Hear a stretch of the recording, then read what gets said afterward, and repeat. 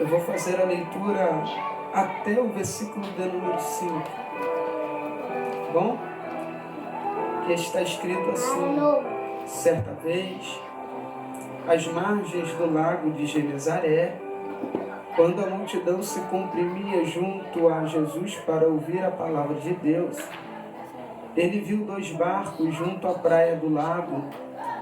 Os pescadores haviam desembarcado e estavam lavando as redes. Entrando nele, num dos barcos, que era de Simão, pediu-lhe que o afastasse um pouco da terra. E sentando-se do barco, ensinava as multidões. Quando acabou de falar, disse a Simão: vai mais para dentro do lago. Ou em outra tradução, vai para um lugar mais profundo do lago e lançai as vossas redes para pescar. Simão disse: mestre, trabalhamos a noite toda e nada pescamos, mas por causa da tua palavra lançarei as redes. Amém? Os que estão de pé, pode se assentar, por favor. Aleluia, Jesus. Esse aqui é um texto que eu acredito que já foi interpretado, pregado, ensinado por diversos dos pregadores que temos nesse Brasil afora. E também acredito que para cada um Deus deu uma revelação diferente, uma direção diferente. E Deus me deu uma visão acerca desse texto. Eu quero compartilhar com os irmãos essa noite. E peço à igreja que esteja muito atento àquilo que será falado aqui. Aleluia, Deus, aleluia. Quero também deixar claro que esse capítulo de número 5 não é o primeiro encontro de Simão com Jesus, tendo em vista que não é só Lucas que fala acerca dos primeiros discípulos de Jesus. E Lucas ele vai nos dar uma informação diferente dos outros, pela forma em que essa chamada escrita em Lucas se torna um pouco mais do que impactante. Não muito diferente das outras, mas essa se destaca um pouco mais pelo momento em que Simão se encontra. O momento em que os outros pescadores também se encontram. A forma em que Cristo chama Simão e André é um tanto quanto que difícil de ser compreendido pela fase, pelo momento em que eles estão enfrentando. Mas eu quero dizer aos irmãos que esse não é o primeiro encontro que Simão vai ter com Cristo ou que Cristo vai ter com Simão. Porque João capítulo de número 1 diz que André vem adiante e diz: olha, achamos o Messias, achamos aquele de quem Moisés disse e de quem os profetas escreveram. Ele é aquele que Moisés disse que viria. E quando Simão se aproxima,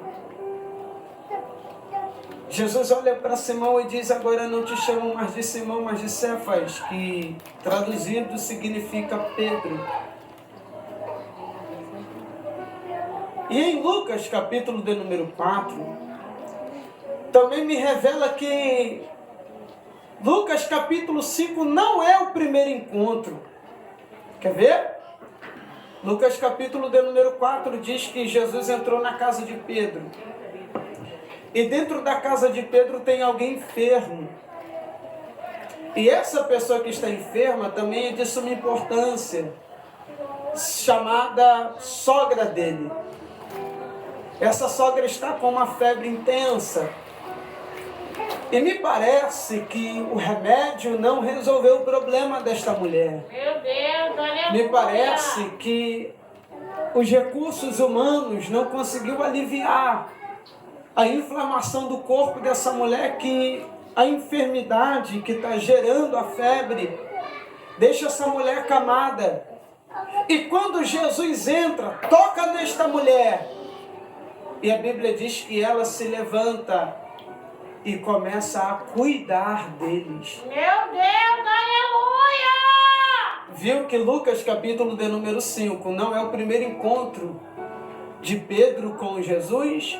Meu Senhor da glória. Não é o primeiro encontro, porque em João capítulo 1 ele já teve um encontro com Jesus. Lucas capítulo de número 4, ele também já teve um encontro. E além de ter um encontro com Jesus, Jesus entrou em sua casa. Glória! E Aleluia! parece um pouco contraditório o que eu vou lhe dizer agora, mas depois do primeiro encontro com ele, é impossível alguma coisa na nossa vida dar certo até o momento em que reconhecemos que ele é a única saída. Meu Deus, aleluia! Eu digo e repito, a enfermidade da sogra de Pedro só teve solução quando Jesus entrou em sua casa. É verdade, Deus. Vou repetir isso para ficar gravado em sua mente. A enfermidade da sogra de Pedro só teve solução, só foi resolvida, solucionada quando Jesus entrou na casa dele. Aleluia! E me permita liberar essa palavra ao seu coração. Tem coisas que só serão resolvidas na minha e na sua vida no momento em que Jesus entrar na nossa casa. Existirão coisas e circunstâncias da vida que só serão resolvidas quando Jesus entrar na nossa vida. Glória, glória, glória. Essa é a primeira palavra que eu quero liberar ao nosso coração. Vai parecer até forçação do texto em dizer que a situação ocorrida só ocorre porque Pedro teve um encontro com Jesus. Meu Deus, aleluia. Pregador, olha lá o que você vai dizer. Calma, irmãos. Calma, olha para o texto. Não tem um indício na Bíblia de uma pesca frustrada antes de Jesus. A pesca só foi frustrada depois do encontro com Jesus. Parece até que Jesus provocou aquilo ali para atrair Pedro para o seu propósito divino. Parece que Jesus ocasionou propositalmente aquela pesca frustrada para ter um segundo encontro com Pedro. Oh, meu Deus, aleluia. Diz a Bíblia que eles trabalharam naquela pesca a madrugada toda. E tendo trabalhado a madrugada toda, irmãos, eles não teve êxito no que eles estavam pescando, no seu trabalho. Glória, aleluia. Aquela pesca não foi bem sucedida. Não teve sucesso naquela pescaria. E parece alguns cenários nossos, né? Certas orações parece que não há resposta. Certos investimentos parece que não dão certo. Certas coisas que nós colocamos como prioridade parece que está dando tudo errado. Glória, glória. E aqui que vem a pergunta. Qual é a pergunta? Me parece que só foi entregar a vida para Jesus que tudo começou a dar errado. Parece que depois daquele encontro tudo passou a ficar mais difícil. Parece que só foi entregar a vida para Ele, ou ter um encontro marcado com Ele, que as coisas, em vez de andar para frente, passou a andar para trás. Parece que é isso que se passa na nossa cabeça, né? Que só foi entrar na igreja pela primeira vez naquele dia que Ele decidiu fazer as coisas andarem para trás. É impossível não pensar dessa forma. Porque a pesca só deu errado na vida. Irmãos, eu preciso dizer isso aos irmãos. A pesca está dando errado na vida de quem está acostumado a dar certo. Meu Deus, aleluia. O mar é o mesmo. A rede é a mesma. O barco também é o mesmo. E os pescadores também já estão acostumados. Por que deu errado dessa vez? A pergunta que fica é essa: se o mar é o mesmo, se o barco é o mesmo, se a rede é a mesma e os pescadores é o mesmo, por que que deu errado aquela Meu noite? Deus, aleluia. Por que que deu Glória, errado? glória, glória, glória, glória. Por que que o que a gente está acostumado a dar certo agora está dando errado? A pergunta que fica é essa: por que que quando eu entrei na igreja, entreguei a vida para Jesus, o que sempre deu certo agora está dando errado? Meu Deus. Por que que depois do dia que eu entreguei minha vida para Jesus, as coisas que parecia ser tão fácil, agora está tão difícil? Meu Deus. Não é isso que se passa na tua cabeça? Aleluia. Comprar era tão fácil antes de entregar a vida para Jesus. Alcançar alguns projetos era tão fácil antes de entregar a vida para Jesus. As nossas amizades, nossos relacionamentos era tão fácil antes de Jesus. Por que que depois de ter entregue a vida para Jesus tudo parece ser tão difícil? Parece que o deserto não tem fim. Parece que a provação não tem fim. Parece que as guerras não têm fim. Parece que aquela luta não será cessada. Só porque eu entreguei a vida para Jesus. Deus é eterno, aleluia. Eu não tenho aqui a pretensão de lhe afirmar que é isso.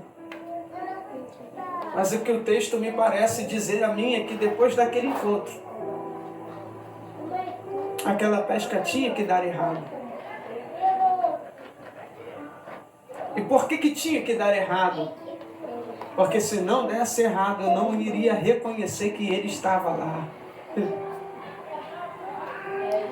Se não desse errado, eu não reconheceria que era a mão dele trabalhando. Meu Deus. Se não fosse aquele não, eu não iria reconhecer que foi um livramento de Deus. Glória. Se não tivesse dado errado, eu não tinha percebido que a mão dele tinha me tirado do laço de morte. Glória. Tinha que ter dado errado. Tinha que ter dado errado, né?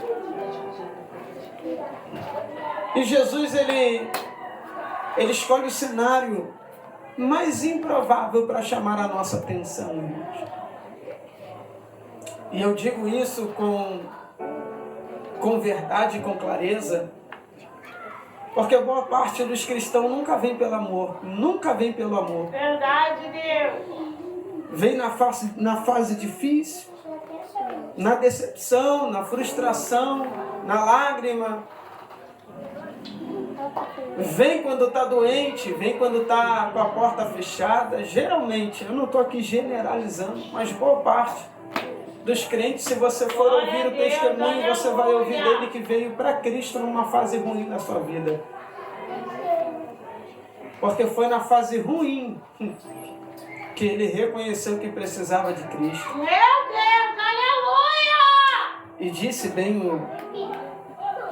o rei Salomão que é melhor estar num velório do que estar numa festa. Porque geralmente, quando tudo vai bem, a gente não vê Deus agindo. Ou a gente não reconhece que precisa dele. Geralmente só reconhecemos que precisamos dele quando a lágrima corre nos olhos. É quando tudo começa a dar errado e a gente não vê solução para o problema. Parece que é só assim que nós reconhecemos que a única solução para todos os nossos problemas é Cristo. Escute bem o que eu vou dizer aos irmãos e encerro a mensagem, pois eu não tenho a pretensão de me estender no sermão. Meu Deus amado, aleluia. A pesca deu errado. Eles estão lavando as redes e Jesus vai escolher bem o barco do decepcionado. Vai escolher o barco de quem deu errado. É Jesus, Vai escolher o barco de quem investiu e quebrou. De quem tentou e deu errado. De quem teve uma expectativa por algo e as suas expectativas foram frustradas. Jesus escolheu exatamente o barco de quem deu errado. E parece que é nesses dias que ele procura testar o nosso equilíbrio emocional e testar a nossa fé. É justamente nesses dias Meu Deus, aleluia. que ele decide ver quem nós somos ou o que nós esperamos dele. É justamente no silêncio que ele fica esperando se vamos ter paciência para ouvir. Meu Deus, aleluia. É justamente quando tudo dá errado que ele está esperando se a gente vai permanecer ou desistir. É justamente quando tudo dá errado que ele está esperando a gente sentar, se acalmar e descansar nele. Aleluia. É justamente nesse dia que Glória, Jesus escolhe glória, o barco de quem deu glória. errado. E quando Jesus escolheu o barco de Pedro, Jesus não escolheu para fazer milagre. Escute bem isso. Quando Jesus escolheu o barco de Pedro, foi para ensinar a sua palavra. Não foi para fazer sinais, não foi para realizar prodígios, nem tampouco maravilhas. Não foi para curar ninguém, não foi para libertar ninguém, não foi para expulsar demônio de ninguém, foi para ensinar a sua palavra. Glória, aleluia. E parece até abuso de Jesus, né? Que além de escolher o barco do frustrado, ele diz: você é frustrado, empurra um pouco para distante da praia. Parece que Jesus está sendo insensível à minha dor, à sua dor. Porque é no dia da tua frustração que Jesus diz: abraça alguém, ora por alguém, libera uma palavra para alguém, motiva a fé de alguém. Parece que ele é insensível ao ponto de não ver a minha e a sua dor, a minha e a sua frustração. Pede para que se distancia. E ao ensinar e terminar o sermão, ele chama Pedro e diz: olha, lança a sua rede ao mar alto, ou vai para um lugar mais profundo e lançai as vossas redes para pescar. Pedro vai se utilizar de uma expressão que talvez a gente não temos a ideia de interpretar bem esse texto. Qual é a expressão que Pedro vai usar? Mestre, trabalhamos a noite toda e nada apanhamos, mas sobre a tua palavra lançaremos a rede. Glória, aleluia. Onde está o equívoco da interpretação desta palavra? É que geralmente nós olhamos para esse texto e dizemos: Pedro está colocando a responsabilidade sobre ele. E interpretando esse texto, ele está dizendo: se der errado, a culpa é sua. Aleluia. Se essa pesca de novo não for bem sucedida, a culpa é Sua. Mas não é isso que Pedro está dizendo. Pelo contrário, Pedro está dizendo: eu estou cansado. Meu Deus. A verdade é que eu estou tão frustrado que se dependesse de mim, nem aqui eu estaria, eu já tinha ido embora. Se dependesse das minhas forças, nem as redes eu lavaria. Oh, aleluia. Mas eu só vou lançar as redes, porque eu sei o que aconteceu na minha casa na noite passada. Pedro não está dizendo: se der errado, a culpa é sua. Se eu me frustrar de novo por confiar em você, eu nunca mais olho no teu rosto. Não é isso que Pedro está dizendo. Pedro está dizendo se dependesse de mim, eu não voltava mais aqui. Se dependesse de mim, eu não orava mais. Se dependesse de mim, não pregava mais, não cantava mais. Se dependesse de mim, eu não estaria aqui nesse domingo, nesse culto. E só vou lançar a rede novamente. Pedro está dizendo: eu só vou tentar de novo, porque eu sei o que aconteceu na minha casa na noite passada. Eu só vou tentar de novo, eu só vou tentar novamente, porque eu sei o que aconteceu comigo na semana passada. Eu só tentarei de novo, só confiarei na tua palavra, porque eu não estou contando o que eu ouvi da boca dos outros. Eu vi o que o Senhor fez. Meu Deus, aleluia, aleluia. No dia anterior, dentro da minha casa. Glória, glória. E se eu tenho que confiar na palavra de alguém, eu confio na sua. Porque remédio não deu jeito na enfermidade da minha sogra. Pedro está dizendo, os meus recursos, o dinheiro que eu fiz na pesca não teve solução para o problema da minha sogra. Mas o Senhor, quando entrou lá dentro, a minha sogra ficou de pé e começou a cuidar da gente. Glória a Deus, aleluia. Então, se eu tiver que confiar na palavra de alguém, tentar de novo, será sobre a tua palavra. Então, eu só lanço as minhas redes hoje por causa da tua palavra. Glória, Eu só vou tentar novamente por causa da tua palavra. Eu só vou continuar crente por causa da tua palavra. Porque eu sei o que você pode fazer. Então, se você puder receber esta palavra, edifica a sua fé na palavra de Cristo. Porque a minha palavra como homem pode falhar. A sua palavra como ser humano pode falhar, mas a palavra dele não pode falhar.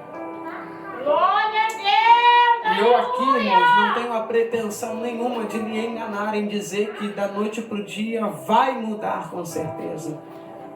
Eu posso lhe dizer que dependendo da tua fé e da forma que você vai sair deste lugar, da noite para o dia, alguma coisa na tua vida pode acontecer. Aleluia. Porque depende mais de você do que de Deus. Eu sempre digo isso. Depende mais de mim do que de Deus. Por quê? Porque trabalhar, Deus quer. Fazer, Deus quer. Ele está querendo saber se eu estou disposto a ter paciência e esperar o tempo dele trabalhar. Deus, aleluia. Essa é a nossa realidade. E eu encerro o sermão lhe dizendo, tenha um pouco mais de paciência. Pode ter dado errado ontem. Pode ter dado errado semana passada. Pode ter dado errado no mês passado. Mas sobre a palavra dele, pode começar a dar certo a partir de hoje. Sobre a palavra dele, pode começar as coisas a clarear a partir de hoje. Sobre a palavra dele, respostas podem chegar. Mas você precisa crer nisso. Você precisa acreditar nisso. Pois não é sempre que a nossa fé está lá em cima. Na verdade, tem dias que a nossa fé está igual aquele gráfico de batimento cardíaco. Cada segundo que se passa é um alto e baixo. Oscilando. Mas a minha palavra para o teu coração é que os teus projetos possam ser movidos pela palavra de Deus. Que os teus sonhos sejam movidos pela palavra de Deus. Que a tua forma de viver seja movida pela palavra de Deus. Que as suas conquistas sejam movidas pela palavra de Deus. Queridos, se você crê nesta palavra, aplaude o nome de Jesus, Senhor. Só se você crê de verdade.